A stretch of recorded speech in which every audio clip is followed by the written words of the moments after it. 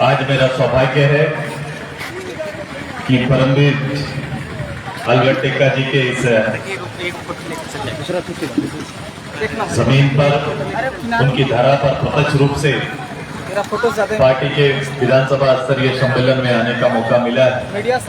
मैं अपने साथ आज के इस कार्यक्रम में आदरणीय डॉक्टर देवशरण भगत जी, जो इसी जिला के पूर्वी छोर से आते हैं, मैं इनका हार्दिक स्वागत करता हूं, अभिनंदन करता हूं। मैं अभिनंदन करता हूं अपनी महिला नेत्री और जिनका ननिहाल आपके यहाँ पर,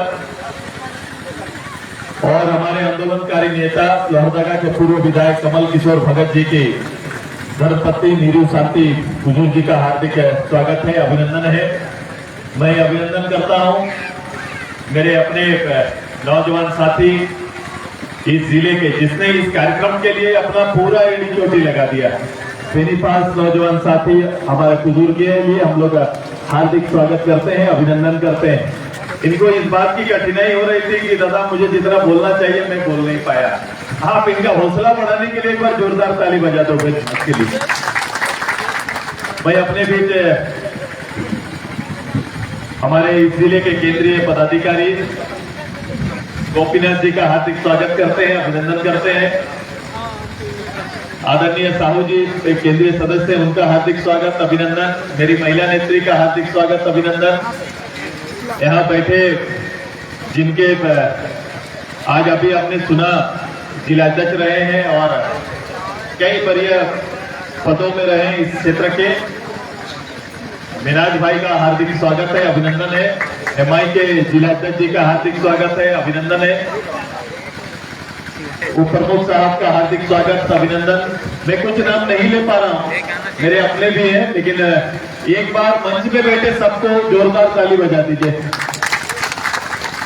और इसके बाद इन सबसे ज्यादा अभिनंदन आप सभी का, जो मंच में बैठे हैं, जो नीचे बैठे हुए हैं, वो मेरे असली नेता है। मैं आए हुए विभिन्न गांव से आप सभी महिला पुरुष सभी का मैं हार्दिक स्वागत करता हूं, अभिनंदन करता हूं आप सभी का। मैं अभिनंदन करते हैं अपने पत्रकार मित्रों का। आज जिस संदर्भ में ये कार्यक्रम रखा गया, ये वर्तमान हालात, वर्तमान समय, इस राज्य के वर्तमान परिस्थिति के ऊपर इस गुमला आसपास के नौजवानों की एक चेतना, जिन्होंने वर्तमान हालत को चुनौती देने का संकल्प लिया कि जो हालात चल रहे हैं, जो राजनीति चल रही है, जो प्रदेश का हाल है, कहीं न कहीं चैनपुर में बैठकर इसका विश्लेषण होना चाहिए। आज इसी दलीय विश्लेषण के लिए हम सभी लोग यहाँ पर आए। ये संग नदी के तट पर एक ऐतिहासिक धरा पर जहां हम सभी लोग बैठे हुए हैं, ये आंदोलन देश की लड़ाई में भी और झारखंड आंदोलन में भी इस धरती का बड़ा योगदान है।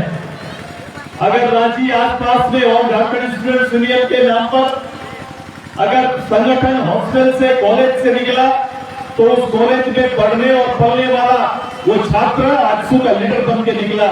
ये सबसे बड़ा योगदान में से गुमला जिला के छात्रों का भी योगदान रहा है कि झारखंड आंदोलन को गति देने में इनका बहुत बड़ा रोल और भूमिका रहा। मैं आज इसी धरती पर वर्तमान आजादी के इतने वर्ष के बाद और फिर राज्य के इतने वर्ष बीत जाने के बाद, मैंने कुछ दिन पहले यहाँ के जनप्रतिनिधि हमसे मिले, कई मुखिया थे, प्रमुख प्रमुख प्रधान, ये सारे लोग आए और सभी लोगों की चिंता वर्तमान सरकार की कार्य प्रणाली पर था कि आज हर व्यक्ति दुखी है।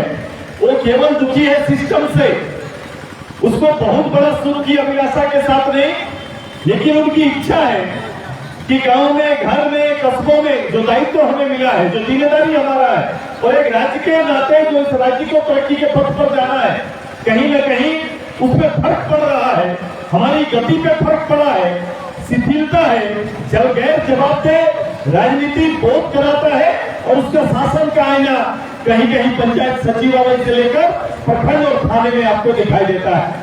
आज के दिन में ग्राम सभा तो कहने का है, लेकिन मैं आज आपके चैनपुर में मेरे मुखिया ग्राम प्रधान आप सभी से आग्रह करते हैं, क्या ऐसा हो पाता है कि ग्राम प्रधान ग्राम सभा में पिछले 5 साल 10 साल से कोई भी योजना जो आपने लिया इसको सरकार ने स्वीकृति दिया है क्या? सरकार की ओर से स्वीकृत हो पाया क्या? ऐसा संभव नहीं होता है। लगातार ग्राम सभा में ग्राम की प्राथमिकताएं तो आती है, लेकिन वो प्राथमिकता को सरकारी मोहर न लगने से ग्राम सभा की अहमियत घटी है। ग्राम सभा के बारे में सरकार चिंता कर रही है, बात कर रही है, चर्चा कर रही है, लेकिन ये सबसे ज्यादा जरूरी है कि सरकारी पदाधिकारी चाहे कर्मचारी यहाँ गुमला में बैठकर, चैनपुर में बैठकर कोई विभाग के मंत्री या विभाग के सेक्रेटरी से भेंट नहीं करता। विभाग का सबसे निचला पदाधिकारी सरकार का हाल बताता है, और सरकार का हाल आपको कहाँ मिलेगा? प्रखंड कार्यालय में वीडियो के सामने, सीओ के सामने और एक थानेदार के सामने आप सरकार के बारे में पता कर सकते हैं। आपका कोई भी कर्मचारी, कोई भी पदाधिकारी बिना घूस लिए, बिना दक्षिणा दिए कोई काम हो रहा है क्या? आपको बता दीजिए खाली ऐसा हो रहा है क्या?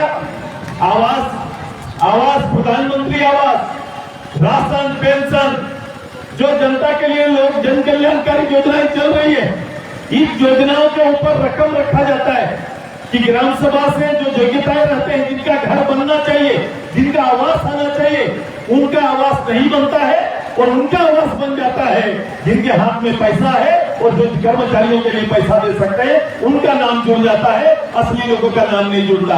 ऐसा होता है क्या चैनपुर में? चैनपुर में ऐसा होता है क्या? नहीं होता होगा। यहाँ तो सरकार के प्रतिनिधि यहाँ पर हैं, झारखंड मुक्ति मोर्चा का नेतृत्व है, यहाँ नहीं होता होगा। होता है सर। क्या महिला दीदी लोग ऐसा होता है क्या? होता है। आवाज नहीं है। होता है। नहीं दीदी लोग तो बोलो, माइक दे दो, माइक दे दो उनसे। होता है। मेरा माइक दे दो। पैसा है तो होगा, पैसा है तो होगा, नहीं तो नहीं होगा।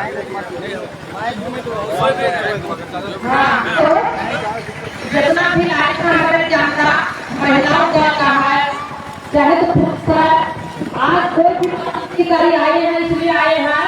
जैसे आप जो पूछे कि ऐसा तरह ग्राम सभा का होता है, तो होता है। मेरा देश ने इतना भारी होता है कि बात है, जिसका पास पैसा है, चाहे सवाल है, उसी का काम पड़ता है, और जिसका नहीं है उसका कोई काम नहीं पड़ता है। ग्राम सभा होगा, जिसको देना होगा फ्री नवाज, चाहे तो बिना पीसीआर, चाहे तो राशन कार्ड, तो रातों रात ली करके और गरीब चढ़ा देता है, और गरीब का काम नहीं होता है। अब जब हेमंत सोरेन के पास, चाहे तो फैशन दीदी के पास, कोई महिलाएं जाएंगे तो फिर से नहीं देते हैं, सबके हाथ किनारे रहो, यहाँ पर क्यों आ रही है? जब सीओ के पास जाते हैं, वीडियो के पास जाते हैं, तो कहता है कि जाओ मुखिया से लिखा जाओ, मुखिया के पास जाते हैं तो कहती है नहीं है रोजगार, तो मैं कहाँ से दूं?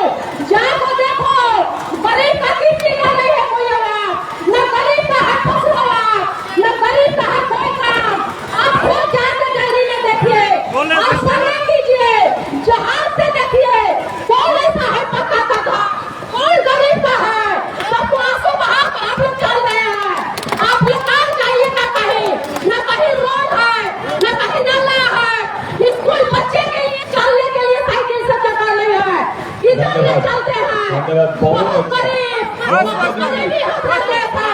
अब इसके आगे तो बोलने की जरूरत नहीं है। और ईमानदार कैसा हो, हाँ नहीं बस करेंगे, और जो हकीकत है बताएंगे। गाँव मुखिया जैसे जयपुर का शोभा देवी है, वो तो यार है, किसी का साउंड कम करा यार। ठीक है दीदी, ठीक है, ठीक है। यही दुख है। साउंड बढ़ाओ अमर।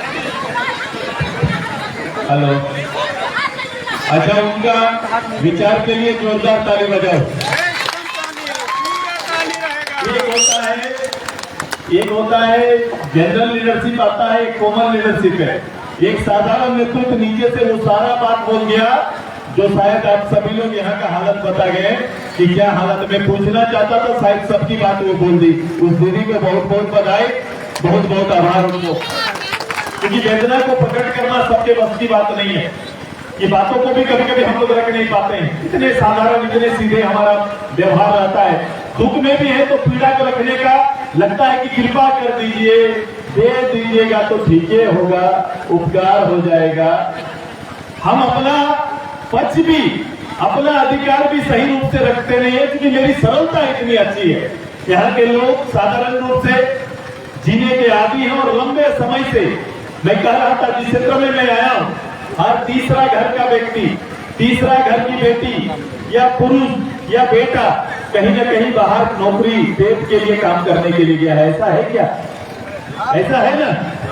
ये पूरा आसपास का एरिया कि हमारे परिवार का हमारा बेटा बेटी पेट के खातिर केवल आजीविका के लिए यहाँ से दिल्ली प्रवास करते हैं, बड़े शहरों में प्रवास करते हैं और साल में एक बार आते हैं। कोई माँ बाप ऐसा चाहता है उसका बेटा बेटी उससे दूर रहे? ऐसा चाहता है क्या कोई? ये मजबूरी है, ये मजबूरी है कि जाना पड़ता है। पेट के खातिर बचपन से चले जाते हैं और कहीं न कहीं शहरों में और शहर के बड़े मध्यम परिवारों की शोभा बढ़ाते हैं, उनके घर में काम करते हैं। मैंने एक बार महिला सम्मेलन हुआ था, मैंने सभी लोगों को बुला के प्रदेश में, जब मैंने पंचायत चुनाव कराया, पंचायत चुनाव में जब मैं रिजर्वेशन तय किया और रिजर्वेशन के बाद पहली बार मैंने मीटिंग बुलाई और मैंने बोला कि परिचय में फर्क है, परिचय में फर्क है कि केरल से भी बेटियां बाहर जाती है, मेरे देश से भी बाहर जाती है, झारखंड से भी जाती है और ये दोनों के जाने में फर्क है। केरल से जो दीदी बाहर जाती है वो दीदी नर्स और डॉक्टर बन के जाती है और मेरे घर से जो बाहर मेरी जाती है वो गाय बन के जाती है। यही दोनों में फर्क है, यही दोनों में अंतर है। अगर किसी चीजों को बांटना है तो सबसे ज्यादा बांटना है कि घर के अंदर, हमने परिवार के अंदर हमारे बच्चों के बीच में शिक्षा का जो अभाव है, ये एरिया में शिक्षा सरकारी स्कूल से तो नहीं चल रहा है, मिशन का स्कूल प्रभावी रूप से है। अब मिशन का स्कूल प्रभावी ना होता तो शिक्षा का स्तर और गिरता, क्योंकि इस क्षेत्र में कई IAS अफसर भी दिए, कई बड़े पदाधिकारी भी दिए। ये संभव हो पाया है जब शिक्षा के क्षेत्र में थोड़ा काम सोसाइटी के रूप में हुआ है। लेकिन सरकारी स्कूल का हाल क्या है बता दीजिए? 1 to 5, उसके बाद 6 to 8 मिडिल स्कूल। इसको गांव के लोग किस रूप से याद करते हैं? गांव के लोग बोलते हैं खिचड़ी विद्यालय है, बोलते हैं कि खिचड़ी स्कूल, खिचड़ी स्कूल है, बिना टीचर का भी एक पारा टीचर के बल पर स्कूल चलता है। सरकार बोलती है और सरकार जिसको संरक्षण देने की और राजनीति जिसके नाम पर करती है, SC SC OBC के नाम पर सरकार काम करती है और सबसे बड़ा नुकसान प्रदेश में SC SC OBC का ही करती है। कैसे कहेंगे दवाई, कैसे बोल रहे? मैं बोल रहा हूं 2 टाइम खाना ना मिले तो चलेगा, लेकिन खराब करना, पीढ़ी को खराब करना तब होता है जब विद्यालय में आप पढ़ाई के लिए टीचर नहीं देते। जब विद्यालय में टीचर नहीं रहेगा तो पीढ़ी खराब हो जाएगा। आप 1 to 8 तक में कोई टीचर ने मैथ इंग्लिश साइंस जैसा विषय 0, जिसका नींव खराब होगा वो सरकार का नौकरी ले पाएगा क्या? 1 to 10 पास स्कूल बना दिया, 1 to 10 पास करने का मतलब आप अच्छे पढ़ाई कर रहे हैं इसलिए पास नहीं। सरकार का नियम है किसी को फेल नहीं करना है। अब बताओ ऐसे स्थिति में कोई बच्चा पढ़ाई में ध्यान देगा क्या? ऐसा हो नहीं पा रहा है। और सबसे ज्यादा गांव के विद्यालय में यही SC SC OBC के बच्चे पढ़ते हैं। अब अगर इनके बच्चे पढ़ते हैं तो इनके बच्चों को कमजोर करने का काम कर रहा है। ये 2 दूध का चावल और 5 किलो अनाज और एक धोती और साड़ी से हम जनरेशन को नहीं खड़ा कर सकते। इनके लिए कुछ करना है तो मैंने 3 चीजों पर बार बार जोर दे रहे हैं कि पढ़ाई, दवाई और न्याय। पढ़ाई, दवाई और न्याय। पढ़ाई का मतलब शिक्षा से, दवाई का मतलब हेल्थ सिस्टम से और न्याय का मतलब ग्राम सभा से लेकर ऊपर तक के न्याय लोगों को मिलना चाहिए। ये 3 चीज ठीक हो जाएगा, निश्चित रूप से हमारा गांव खड़ा हो जाएगा, मेरा जनरेशन खड़ा हो जाएगा, मेरा आने वाला भविष्य मजबूत होगा। सबसे ज्यादा बल इसी में देना है। पढ़ाई मैंने बता दिया, दवाई मतलब आप जान रहे हैं क्या स्थिति है। आज के दिन में अगर प्राइवेट में नहीं जाएंगे तो गवर्नमेंट हॉस्पिटल की सुविधा खड़ा होकर आप देख लीजिए। गवर्नमेंट हॉस्पिटल में सरकार की क्या सुविधाएं? सबसे बड़ा हॉस्पिटल की कहानी रोज बनता है। गांव के विद्यालय तो छोड़ दीजिए, यहाँ के लोग, यहाँ के प्रतिनिधि बिल्डिंग को बनने को अस्पताल कहते हैं। अस्पताल बना है बोलते हैं, तो अस्पताल बना मतलब बिल्डिंग बन गया, अस्पताल हो गया, विद्यालय बन गया, बिल्डिंग बन गया तो बोलते हैं स्कूल बन गया। ये दोनों को भवन को मानक बनाते हैं, भवन मानक नहीं। टीचर मानक होना चाहिए, नर्स होना चाहिए, डॉक्टर मानक होना चाहिए। मुझे भवन नहीं चाहिए, गांव को डॉक्टर और नर्स चाहिए, विद्यालय का बिल्डिंग नहीं चाहिए, टीचर चाहिए। सब जाके चीजें बदलेंगी और ग्राम सभा से लेकर ऊपर छोटे व्यक्ति के लिए न्याय होना चाहिए। जो जिसका हक है उसको मिले, ऐसा वातावरण लाने के लिए आप सभी लोगों को काम करना पड़ेगा। तैयार है ना आप सभी लोग? कम समय है, महत्वपूर्ण बातें हैं। खड़ा हो जाइए आप लोग, सब खड़ा हो जाइए, सामने आ जाइए। आइए, मैं जानता हूँ पानी आ रहा है, आ जाओ इधर, थोड़ा भीगेंगे। आ जाओ, सामने आ जाओ जरा। आ जाइए, सब एक साथ आ जाइए, थोड़ा चर्चा करेंगे।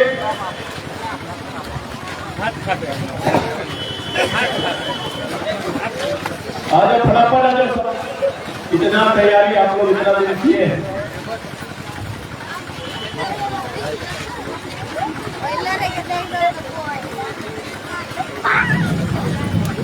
आ जाए दीदी, ठीक है। आज जमीन का चुनौती है, आसमान का भी चुनौती है, दोनों चुनौती लेंगे और हम लोग काम करेंगे। तैयार है ना सभी को? एक गांव का मेरा नौजवान साथी, महिला दीदी, हमारा अनुभवी लोग, सारे लोग हैं। एक बड़ा ही मैं राजनीति कभी भविष्य के साथ नहीं करता, न किसी और खुद के राजनीति करता हूँ।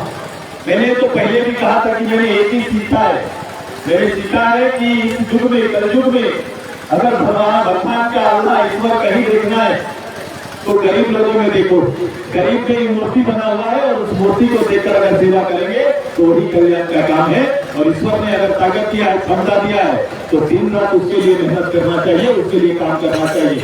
ये प्रदेश आगे जाएगा, प्रदेश का चेहरा आप है। अगर इधर से छत्तीसगढ़, बगल छत्तीसगढ़ है ना, छत्तीसगढ़ है ना, छत्तीसगढ़, अब उधर देखो उड़ीसा, आप गुमला में है। गुमला हमारा खान संपदा का जगह है ना, प्रकृति के नीचे कुछ ताकत दिया है कि नहीं दिया है?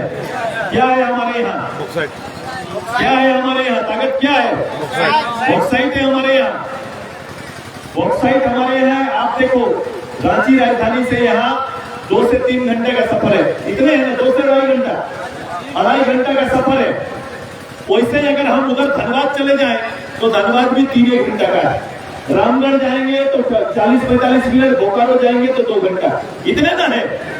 जब इधर उधर जाते हैं तो उधर का चेहरा, रूप, रंग बदला है कि नहीं? माइंस उधर भी है, उधर कोयला है, हमारे यहाँ बॉक्साइट है। लेकिन हमारा खान से, हमारा संपदा से हमारे लोगों के चेहरे में कोई परिवर्तन आया है क्या? कोई चेंज आया है क्या? हमारे कोई उस क्षेत्र में भी जहाँ माइनिंग भी हो रहा है वहां भी कोई चेंज आया है क्या? ऐसा नहीं हो पाया है। ये बड़ा ही शोध का विषय है, बड़ा देखने का विषय है। लेकिन उधर जाओ उड़ीसा, हमसे ज्यादा ट्राइब उड़ीसा और छत्तीसगढ़ में है। राउरकेला छोटा जगह हुआ करता था, ये और एक उसके बगल में क्या है, एक छोटा सा और एक शहर है, भी काफी डेवलप किया, इंडस्ट्री वगैरह खूब आया वहां पर। झारसुगुड़ा बगल में उड़ीसा का। बताओ, उस एरिया में जो कुछ भी नहीं था, कुछ दिन के अंदर वो रूपरेखा बदल गया। इंडस्ट्री उधर आया, माइनिंग, मेरा यहाँ माइंस को लेकर, हमारा यहाँ का बॉक्साइट, बगल में फैक्ट्री बन रहा है कि नहीं बन रहा है? रेक रोज जाता है गुमला लोहरदगा से और बगल के फैक्ट्री को चलाने का काम कर रहा है। हम लोग ने अपने संसाधन का उपयोग अपने लोगों के हित में नहीं कर पाए, न खान संपदा का, न वन संपदा का, न प्रकृति के रिवर वगैरह का काम हम लोग इस तरह से संतुलित करके नहीं बना पाए, इसलिए ये चीजें दिखती है। 7 महीना मेरा खेत खाली रहता है कि नहीं? 7 महीना खाली रहता है। ईश्वर का साथ न मिला तो वो भी नहीं हो पाता है। बहुत काम है, बहुत दायित्व है। केवल इसलिए ये आए थे, मैंने कहा कि आपका यहाँ काम नहीं हुआ। मैं बताया इनको, रेगुलर मैडम के बारे ये बताएं, मेरी सरकार नहीं थी, थोड़ा भीग रहे, मैं क्षमा मांगूंगा।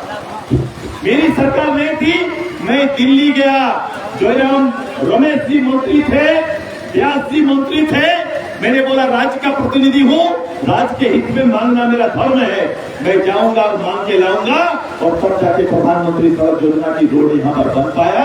सब करके ये काम हम लोग हैं। ये जोरी है ना ब्लॉक, जोरी ब्लॉक जाने के लिए, जारी ब्लॉक जाने के लिए पुल नहीं था, पुल नहीं था। पुल का स्वीकृति पहली बार मैडम ने कहा और मैंने कर दिया। मैं गांव में समूह आपका बना है, इसकी तैयारी मैंने कर दी है। 10 रुपया निकाल के दीदी लोग गांव में समूह चला रही है कि नहीं चला रही है? ये सारा समूह चलाने का दायित्व हमने दिया।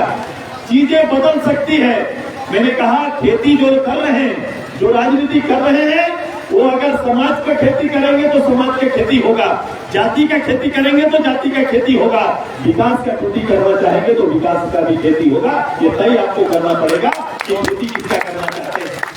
हाँ, कौन गरीब परिवार नहीं चाहता उसका जीवन बदले, उसका बेटा बेटी सुखी रहे, पढ़े लिखे? कोई ऐसा चाहता है क्या? कौन नहीं चाहता है, बता दीजिए। और परिवार का एक सपना होता है, लेकिन उसका सपना एक वोट के साथ खत्म हो जाता है। वोट देने तक उसके सपना को जगाया जाता है, वोट खत्म, सपना खत्म। यही सरकार थी जो खड़ा होकर बोली कि साल में 5 लाख नौकरी देंगे। बोली थी कि नहीं बोली थी? यही बोले थे घर चलाने के लिए चूल्हा खर्चा हम 2000 रुपया देंगे। मिल रहा है क्या? 5 लाख नौकरी मिला क्या हम लोग को? कोई भी चीज जितना भी वादा किए, बच्चों को हायर एजुकेशन के लिए फ्री देंगे, ऐसा कुछ हो पाया क्या? हमारा नहीं हो पाया है। मैं यही कहता हूं कि राजनेताओं को झूठ बोलने का अधिकार किसने दिया है? ये झूठे वादे पढ़ने का अधिकार किसने दिया? भ्रम में डालने का अधिकार किसने दिया? ये सारी चीजों को मिटाने के लिए एक स्वच्छ वातावरण में दिल से राजनीति करने वाला और लोगों के हित में राजनीति करने वाला नौजवान आप पैदा करो, आप तैयार करो, आप सपोर्ट करो। सुरेश माधव ऐसे गरीब के घर से बेटा को ऊपर उठाने की ताकत रखता है। साधारण परिवार से मैं क्षमता के आधार पर नेता नहीं तैयार करता। मैंने 0 BPL परिवार से उठाकर मैंने राज्य मंत्री बनाया है। मेरी तैयारी रहती है कि अगर ऐसी व्यवस्था रही तो एक दिन ऐसा आएगा जिसके पास पैसा होगा वही चुनाव लड़ेगा और बाकी चुनाव नहीं लड़ सकता है कि नहीं? बताओ, चुनाव में जाते हैं तो लोग पूछते हैं खर्चा हो, चुनाव लड़ रही, यही ना पूछता है। तो ये यदि परंपरा बन जाएगा तो कहीं ना कहीं मुश्किल हो जाएगा। बल्कि नेता योग्यता के आधार पर, उसकी ईमानदारी के आधार पर, उसके मेहनत के आधार पर चुना जाना चाहिए। आइए परिवेश बदलिए, एक संघ के तट पर भी वातावरण बदलेंगे। मैं समय देने के लिए तैयार हूँ। ऐसे ईमानदार कार्यकर्ताओं को अपने यहाँ जोड़ लीजिए। प्रमुख साहब जैसे जिम्मेदार लोगों को आगे बढ़ाने का काम करिए। एक छोटा छोटा मुखिया क्रांति ला सकता है, एक मुखिया क्रांति ला सकता है, वार्ड मेंबर क्रांति ला सकता है। आइए सब मिलकर बैठेंगे, विचार करेंगे, एक साथ खड़ा होकर चैनपुर गुमला को विकास के पथ पर आगे बढ़ाने का संकल्प के साथ आज के इस कार्यक्रम में अपनी बात को हम करते हैं। धन्यवाद। जोहार। जय झारखंड, जय चैनपुर। धन्यवाद।